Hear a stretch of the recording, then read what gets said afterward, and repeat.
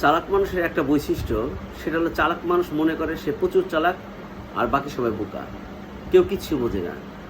এটা বোঝে না যারা শুনছে বা দেখছে, তারাও যে বুঝতে পারছে যে তুমি অনেক চালাক, অনেক ধুরন্ধর, এটা তার মাথায় থাকে না। এই কথাটা এই জন্য বললাম, ফেসবুকে যারা বর্তমানে অনেক বড় বড় লক্ষ লক্ষ পরিবারের পৌঁছেছে, তারা কিন্তু শূন্য থেকে 1 লক্ষ পরিবার বা 2 লক্ষ পরিবার পৌঁছেছে।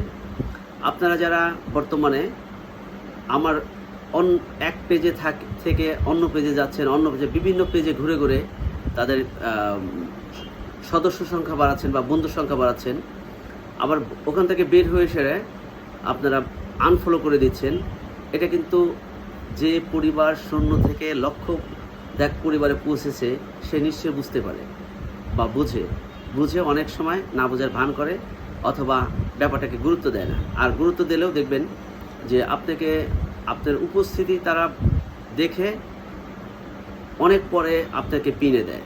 এর একটাই কারণ যে আপনি যে এই চালাকিগুলো করেন সেটা সে বুঝতে পেরেছে।